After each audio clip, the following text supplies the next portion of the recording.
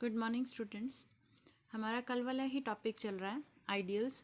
कल मैंने लास्ट आपको डेफिनेशन को मैक्सिमल आइडियल्स की करवाई थी, तो उसी से रिलेटेड आज हमने एक थ्योरम करनी है। तो इसलिए मैं एक डेफिनेशन वो फिर से आपको एक बार रिपीट कर देती हूँ। को मैक्सिमल आइडियल्स कौन से होते हैं, हमने कल भी किया था। Two ideals SOT of the ring are, कोई भी रिंग आर है, SOT उसके दो आइडियल हैं, उनको को मैक्सिमल कब बोलेंगे। हमने किया था कि अगर उन दोनों आइडियल्स का सम करें S+T और वो अगर इक्वल टू R आ जाए तो हम उन आइडियल्स को क्या बोलेंगे, को मैक्सिमल। R देखो क्या है, रिंग। S क्या है, आइडियल। T क्या है, आइडियल। ये दोनों के दोनों क्या हैं, आइडियल्स। और ये आइडियल्स हैं, इनको को मैक्सिमल कब बोलेंगे, अगर S+T करे तो क्या आ जाए वापस R। कल किया था हमने ये रिजल्ट क्लास में, लास्ट डेफिनेशन की थी कल की वीडियो में। तो इसी से रिलेटेड आज मैं आपको एक थ्योरम करवा रही हूँ। हमारी थ्योरम क्या है, if S and T are को maximal ideals of a commutative ring R with unity then S+T is equal to S intersection T। देखो क्या कह रहा है वो, S और T क्या है, दो को मैक्सिमल आइडियल्स हैं। किसके, एक कॉम्यूटेटिव रिंग आर के विद यूनिटी, वो रिंग है कॉम्यूटेटिव रिंग विद यूनिटी है, S और T उसके दो को मैक्सिमल आइडियल्स हैं। तो देन ST किसके इक्वल होगा, S इंटरसेक्शन T के। ST किसके इक्वल होगा, S इंटरसेक्शन T के। ये मुझे प्रूफ करके दिखाना है। क्लियर। को मैक्सिमल आइडियल्स ये पहले से दे रखे हैं, तो अगर ये पहले से को मैक्सिमल दे रखे हैं तो हमने जो को मैक्सिमल की डेफिनेशन करी है हम उसका यूज़ करेंगे यहाँ पे इसको प्रूफ करने के लिए। क्लियर। तो अब हम उसी का यूज़ कर रहे हैं, को मैक्सिमल आइडियल की डेफिनेशन को लेके चलेंगे। और ये अब देखो मैंने क्या लिया, R let R be a ring. R क्या ले ली मैंने, एक रिंग ले ली। क्लियर। S और T be two ideals of R, ये दोनों रिंग R के क्या हो गए, दो आइडियल्स हो गए। गिवन ही है हमें ये, ठीक है। S एंड T आर को मैक्सिमल, ये हमें को मैक्सिमल आइडियल्स दे रखे हैं, को मैक्सिमल आइडियल्स ऑफ R। अभी अभी हमने को मैक्सिमल की डेफिनेशन की है बाय डेफिनेशन ऑफ को मैक्सिमल आइडियल्स। को मैक्सिमल आइडियल्स की डेफिनेशन क्या कहती है कि S+T किसके इक्वल आएगा, R के इक्वल आएगा। को मैक्सिमल की डेफिनेशन क्या कह रही है, S+T किसके इक्वल आएगा, R के इक्वल आएगा। ये को मैक्सिमल की डेफिनेशन कह रही है। क्लियर। तो मुझे इस डेफिनेशन का यूज़ करेंगे हम आगे। अब देखो, अब मुझे क्या दिखाना है, टू प्रूफ। ये तो सारा कुछ गिवन था। अब टू प्रूफ देखो, टू प्रूफ में मुझे दिखाना है कि ST, ये जो प्रोडक्ट है, ये ST प्रोडक्ट किसके इक्वल आ जाए, S इंटरसेक्शन T के। अब आपको पता है, जैसे इसका मतलब ये दो सेट्स को मुझे इक्वल दिखाना है, तो हम कर चुके हैं ऐसे थ्योरम्स। दो सेट्स को इक्वल दिखाने के लिए क्या करते हैं, लेफ्ट को राइट में कंटेंट दिखा देते हैं, राइट को लेफ्ट में। तो दैट इज़, मुझे क्या प्रूफ करके दिखाना है कि ST कंटेंट हो जाए S इंटरसेक्शन T में and S intersection T content हो जाए ST में। यानी मैं अगर ये दो चीज़ें प्रूफ करके दिखा दूँ तो थ्योरम कंप्लीट हो जाएगी हमारी, इक्वल प्रूफ हो जाएंगे। तो अब मेरा मकसद यही दोनों चीज़ें दिखाना है। तो अब इन दोनों चीज़ों को देखो हम कैसे दिखाते हैं। फर्स्ट स्टेप, इसको हम देखते हैं कि ST को S इंटरसेक्शन T में कैसे कंटेंट दिखाते हैं हम।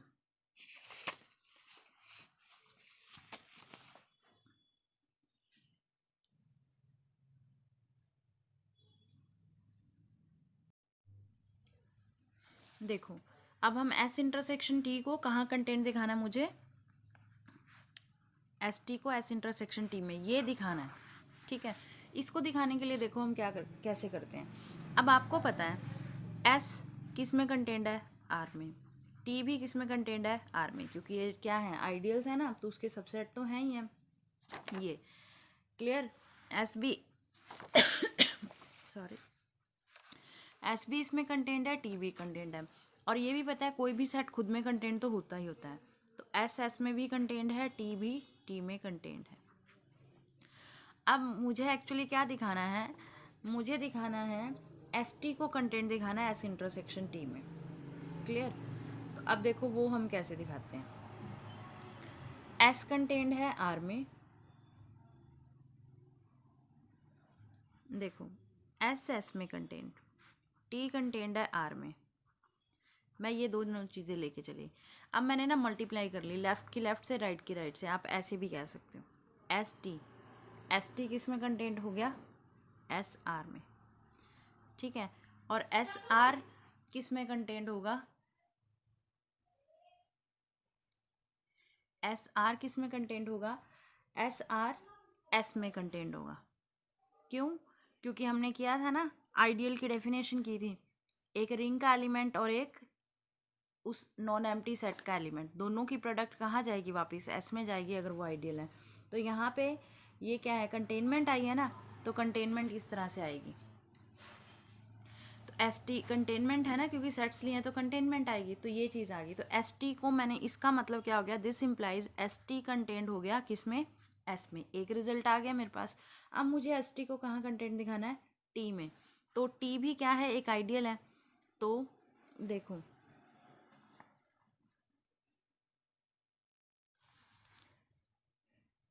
टी में कंटेंट होगा, क्लियर?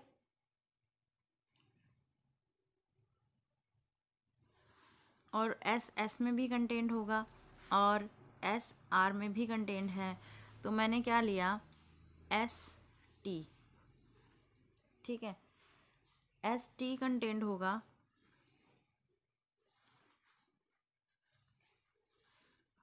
टी, एस टी को भी मैं किस में कंटेंट दिखा दूंगी? इसी में। एस टी देखो कंटेंट किस में दिखाना है मुझे? एस कंटेंट है आर में, ये आर, और टी में, आर टी में। आर टी लूँ या टी आर लूँ, ये दोनों कंटेंट होंगे टी में। तो एस टी किस में दिखाया मैंने? एस में। और एस टी किस में दिखा दिया? टी में। अब ये देखो एस टी एस में है और एस टी टी में है। तो एस टी ऐसा हो गया, एस में भी है टी में भी है, तो हम यहाँ से लिख सकते हैं ना, दोनों में आ गया। तो हम लिख सकते हैं this implies S T content हो जाएगा एस इंटरसेक्शन टी में, क्योंकि एस टी टी सेट में भी कंटेंट है और एस टी ऐसा है जो एस सेट में भी कंटेंट हो रहा है। तो एस टी कहाँ कंटेंट हो जाएगा? एस इंटरसेक्शन टी में कंटेंट हो जाएगा। तो जो हमें प्रूफ करके दिखाना है उसका हाफ पार्ट तो हो गया। अब हाफ पार्ट क्या रह गया कि अब एस इंटरसेक्शन टी को कहाँ कंटेंट दिखाना है? एस टी में दिखाना है। तो उसके लिए क्या करेंगे? एस इंटरसेक्शन टी से कोई एलिमेंट लेके चलते हैं और उसको एस टी में पहुँचा देंगे। तो अब मेरे पास रिमेनिंग क्या रह गया? मैंने एस इंटरसेक्शन टी से एक एलिमेंट उठाया, मान लो ए, एक्स उठा लो, कोई भी एक एलिमेंट लेना है। ए मैंने ले लिया एस इंटरसेक्शन टी से। अब इंटरसेक्शन से उठाने का मीनिंग पता है ना? इंटरसेक्शन से उठाने का मीनिंग ए एस में भी जाएगा और ए टी में भी जाएगा। एक ऐसा एलिमेंट ले लिया। अब देखो एक चीज़ हमने करी थी, इसका मतलब क्या है? ए बिलोंग करेगा एस में एंड ए कहाँ बिलोंग करेगा? टी में भी। ए दोनों का एलिमेंट हो गया। अब हमें एस और टी को मैक्सिमल आइडियल्स गिवन है, तो हम यहाँ पे को मैक्सिमल आइडियल की डेफिनेशन यूज़ करेंगे। को मैक्सिमल के डेफिनेशन के अकॉर्डिंग एस प्लस टी किसके इक्वल आएगा? आर के। किया था ना अभी को मैक्सिमल की डेफिनेशन। तो एस प्लस टी किसके इक्वल है? आर के। इसका मतलब रिंग से कोई भी एलिमेंट उठाएं वो इन दोनों के सम के इक्वल लिखा जाएगा। अब रिंग विद यूनिटी आपको गिवन है स्टेटमेंट में, तो वन बिलोंग करता है आर को। इसका मतलब वन किसके इक्वल होगा? एस, क्योंकि आर एस प्लस टी के इक्वल है, तो एक एलिमेंट एस से आया होगा, एक टी से। तो मैंने क्या ले लिया? एस प्लस टी ले लिया। S small S capital S से, स्मॉल टी कैपिटल टी से, ऐसे ले लिया, ठीक है। अब देखो ए है, ए को लिख सकते हैं वन इंटू ए, कोई इफेक्ट तो नहीं पड़ेगा। और ए को लिख सकते हैं ए इंटू वन, कोई इफेक्ट पड़ेगा? नहीं। तो मैंने क्या किया? इस वन की ये वैल्यू रख दी एस प्लस टी। तो ये क्या बन गया? मैंने क्या किया? ए को लिखा वन इंटू ए लिखूँ या ए इंटू वन लिखूँ, सेम है मीनिंग। तो मैंने इस वन की यहाँ पे वैल्यू पुट कर दी एस प्लस टी। अब इसको प्रोडक्ट करो, A S plus A T हो गया। ये ए किसके इक्वल हो गया? A S plus A T के। इतना हमने बना के अभी फ़िलहाल छोड़ दिया। एक्चुअली मुझे करना क्या है? ए मैंने एस इंटरसेक्शन टी से उठाया, मुझे ए को एस टी की प्रोडक्ट में लेके जाना है, ठीक है। तो ए को एस टी की प्रोडक्ट में देखो कैसे लेके जाएंगे। एस किसका एलिमेंट था? एस का। स्मॉल टी किसका एलिमेंट था? टी का। और ए भी किसका, ए भी टी में भी है और ए कहाँ है, एस में भी है। ठीक, हमें एस टी की प्रोडक्ट करनी है, तो हम क्या करेंगे यहाँ से, देखो एस एस का और ए ले लिया मैंने टी का, तो दिस इम्प्लाइज एस ए की जो प्रोडक्ट है, एस ए की प्रोडक्ट ए एस लिख सकती हूँ ये मैं ऐसे, और ये कहाँ बिलोंग करेगी, एक एस का एलिमेंट एक टी का। क्यों लिखा मैंने ऐसे एस ए को ए एस, क्योंकि ये क्वेश्चन में रिंग जो थी कॉम्यूटेटिव दे रखी थी, हमें ये रिंग क्या दे रखी है, कॉम्यूटेटिव रिंग है। कॉम्यूटेटिव रिंग है तो एस ए लिखें या ए एस लिखें, ए और एस जहाँ जाएंगे कहाँ, एक्चुअली एलिमेंट तो आर के ही बनेंगे, क्योंकि एस और टी आर के ही सबसेट है, तो ये आर के ही एलिमेंट बनेंगे, तो एस ए को ए एस भी लिखा जा सकता है। तो ये हो गया आपके पास, ये बिलोंग कर गया एस टी में। सेम वे से देखो, अब ए एलिमेंट एस में जा रहा है, टी एलिमेंट टी का, तो इसका मीनिंग क्या हो गया, ए टी की प्रोडक्ट करिए कहाँ जाएगी, ये एस का एलिमेंट, ये टी का एलिमेंट, एस टी में चलेगी। अब देखो हमने यहाँ लिखा था ना ए को A S plus S T, A S को मैंने किसका एलिमेंट दिखाया, एस टी का, ठीक है। ए टी को भी मैंने किसका एलिमेंट दिखाया, एस टी का, ये भी एस टी का एलिमेंट, ये भी एस टी का एलिमेंट, ठीक। और एस और टी क्या है, दोनों आइडियल्स हैं, दो आइडियल्स की प्रोडक्ट भी एक आइडियल ही बनेगी, किया था हमने ये थ्योरम। तो ये पूरा एलिमेंट कहाँ बिलोंग कर जाएगा, एस टी में। क्लियर, क्योंकि मैंने इसको भी एस टी में बिलोंग करा दिया, इसको भी एस टी में बिलोंग करा दिया, ये दोनों चीज़ें, तो ये कहाँ जाए, ये भी, ये दोनों एस टी के एलिमेंट हो गए। क्लियर, तो इसका मीनिंग क्या हो गया कि A S plus A T कहाँ बिलोंग करा दिया, एस टी में, ये। और ये है किसके इक्वल, ये इक्वल है ए के, ये देखो A S plus A T किसके इक्वल है, ए के, तो ए बिलोंग कर गया एस टी में। ए उठाया कहाँ से था, ए उठाया था हमने एस इंटरसेक्शन टी से, तो this implies S intersection T content हो गया किसमें, एस टी में। ठीक, ए हमने ऊपर ध्यान है ना, एस इंटरसेक्शन टी से उठाया था, यहाँ से उठा के हमने इसको पहुँचा दिया इसमें। क्लियर, तो ये इसमें कंटेंट हो गया। अब ये इसमें कंटेंट हो गया, तो ऊपर हमने एस टी को एस इंटरसेक्शन टी में कंटेंट दिखाया था, यहाँ पे इसको स्टार नाम दे दो, इसको डबल स्टार नाम दे दो। ठीक, तो ये दो हो गया आपकी। तो इसका मीनिंग क्या हो गया इन दोनों से, from star and double star क्या हो गया, एस टी इक्वल हो गया एस इंटरसेक्शन टी के। और मुझे यही प्रूफ करके दिखाना था, एस टी को किसके इक्वल दिखाना था, एस इंटरसेक्शन टी के। तो ये हमारी थ्योरम किस पे हुई, को मैक्सिमल आइडियल के रिजल्ट के ऊपर ये हमारी थ्योरम का प्रूफ हो गया। क्लियर, तो इसको अच्छे से करना है आपने। अब हमारा नेक्स्ट टॉपिक है, मैंने कल बताया था हमारा नेक्स्ट टॉपिक है निलपोटेंट आइडियल। तो अब हम नेक्स्ट डेफिनेशन कर रहे हैं निलपोटेंट आइडियल की।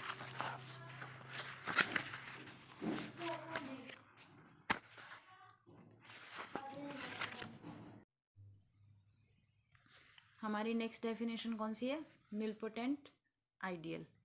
अब देखो निलपोटेंट आइडियल की क्या डेफिनेशन क्या कह रहा है, आर कोई भी रिंग है, ठीक है, और S be any ideal, S क्या है, कोई भी एक आइडियल है। क्लियर, आर कोई भी रिंग है, एस कोई भी आइडियल है, एस को निलपोटेंट आइडियल कब बोलेंगे, S is said to be, S is said to be nilpotent ideal if for some positive integer n, if for some positive integer n, किसी पॉजिटिव इंटीजर n के लिए s raise to power n करें तो वो क्या होना चाहिए, zero से जनरेट होना चाहिए। तो हम क्या बोलेंगे, s को निलपोटेंट आइडियल बोलेंगे। देखो आर कोई भी रिंग थी, एस कोई भी आइडियल था, तो वो कह रहा है कि किसी भी आइडियल को निलपोटेंट आइडियल कब बोलेंगे, अगर एक मुझे पॉजिटिव, ये ध्यान रखना पॉजिटिव और साथ में इंटीजर है, एक पॉजिटिव इंटीजर एन मिल जाए, कोई भी पॉजिटिव इंटीजर एन कि S raise to power N करने पे हम वो किससे जनरेट हो जाए, जीरो आइडियल, जीरो से जनरेट हो जाए, मतलब कि जीरो आइडियल ही बन जाएगा, उसमें जीरो के अलावा कुछ और नहीं आएगा। तो फिर हम इस आइडियल को क्या बोलेंगे, निलपोटेंट आइडियल। अगर ऐसा पॉजिटिव इंटीजर मिल जाता है तो हम इसको क्या बोलेंगे, निलपोटेंट आइडियल बोलेंगे।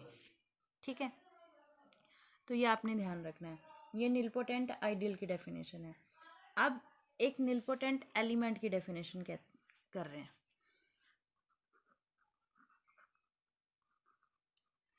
निलपोटेंट एलिमेंट, अब देखो निलपोटेंट एलिमेंट में क्या है, वही आर कोई भी रिंग है, आर क्या है, एक रिंग है, और मैंने क्या लिया, एक ए एलिमेंट लिया आर का, कोई भी एक एलिमेंट है। तो अगर मुझे ऐसा पॉजिटिव इंटीजर मिल जाए, clear, for some positive integer N, किसी पॉजिटिव इंटीजर एन के लिए, for some positive integer N, अगर मुझे मिल जाता है कि A raise to power N करने पे ज़ीरो मिल जाता है, तो हम क्या बोलेंगे, इस ए एलिमेंट को निलपोटेंट एलिमेंट बोलेंगे। तो ये डेफिनेशन थी, पहले हमने डेफिनेशन करी निलपोटेंट आइडियल की, अब डेफिनेशन करी है हमने निलपोटेंट एलिमेंट की। अब नेक्स्ट डेफिनेशन है निल आइडियल। नेक्स्ट डेफिनेशन किसकी है, निल आइडियल। किसी भी आइडियल को हम निल आइडियल कब बोलेंगे, अब वही आर रिंग, एस आइडियल, ठीक है, आर कोई भी रिंग है, एस कोई भी आइडियल है, तो उसको हम निल आइडियल कब बोलेंगे, उसकी डेफिनेशन है, निल आइडियल कब बोलेंगे, if each element of S is nilpotent. क्या कह रहा है, if each element of S is nilpotent, अगर एस का हर एलिमेंट निलपोटेंट हो जाए तो हम क्या बोलेंगे, ऐसे आइडियल को निल आइडियल बोलेंगे। दैट इज, निलपोटेंट का मतलब क्या है, अभी अभी जो डेफिनेशन कराई है, that is for each A belongs to S there exist positive integer n such that a raise to power n किसके इक्वल आ जाए, ज़ीरो के। तो ऐसे आइडियल को क्या बोलेंगे, निलपोटेंट।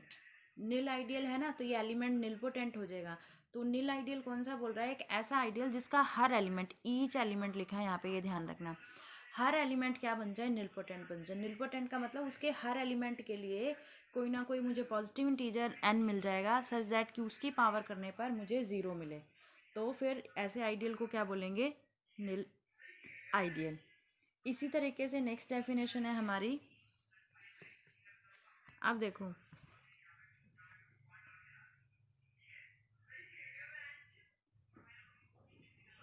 ज़ीरो की पावर, ज़ीरो तो हर रिंग में पड़ा ही होगा, ज़ीरो की पावर अगर हम क्या करें, कुछ भी करें, ज़ीरो की पावर 1 करें तब भी ज़ीरो मिलेगा, ज़ीरो की पावर 2 करें तब भी ज़ीरो मिलेगा। तो ज़ीरो के लिए तो मुझे ऐसा पॉजिटिव इंटीजर मिल जाता है ना जिसकी पावर करने पर ज़ीरो आ जाए। तो ज़ीरो तो हमेशा ही क्या होगा, एक आपका निलपोटेंट एलिमेंट होगा ही होगा। Zero is always nilpotent element. अब नेक्स्ट डेफिनेशन आती है आपकी एडम्पोटेंट। एडम्पोटेंट पढ़ चुके हो, एडम्पोटेंट मैट्रिक्स भी पढ़ चुके हो आप। तो एडम्पोटेंट एलिमेंट किसको कह रहा है, आर रिंग, ए कोई भी एलिमेंट है आर का, इस एलिमेंट को हम एडम्पोटेंट एलिमेंट कब बोलेंगे, इफ़ ए स्क्वायर ए, मतलब ए की पावर 2 करें तो वापस ए, इसमें 2 ही करनी है स्पेसिफिक पावर। एडम्पोटेंट में ये नहीं कि 3 4 ऐसे कुछ नहीं, वो एन का कोई चक्कर नहीं है, यहाँ पे 2 पावर करने पर ही हमारा क्या आना चाहिए, वापस ए आना चाहिए। अगर उसकी 2 पावर करने पर वापस ए ही आ जाए, ए स्क्वायर अगर ए के इक्वल आ जाए, तो ऐसे एलिमेंट को क्या बोलते हैं हम लोग, एडम्पोटेंट एलिमेंट। अब देखो ज़ीरो का स्क्वायर ज़ीरो ही आएगा, और 1 आइडेंटिटी होती है, 1 का स्क्वायर भी 1 आएगा। तो 0 और 1 ऑलवेज ही आइडेम्पोटेंट एलिमेंट होते हैं। कोई भी अगर रिंग है विद यूनिटी तो 0 और 1 उस रिंग के क्या होंगे, आइडेम्पोटेंट एलिमेंट। और 0 तो हमारा निलपोटेंट एलिमेंट भी होगा, क्लियर, उस रिंग का। तो ये हमारी डेफिनेशन होगी। हमने डेफिनेशन कर ली कोमैक्सिमल आइडियल्स की, उससे रिलेटेड एक थ्योरम की है हमने, निलपोटेंट आइडियल किया है और निल आइडियल किया है, और फिर उसके बाद आइडेम्पोटेंट किया है। तो ये सारे हमने किए हैं, ठीक।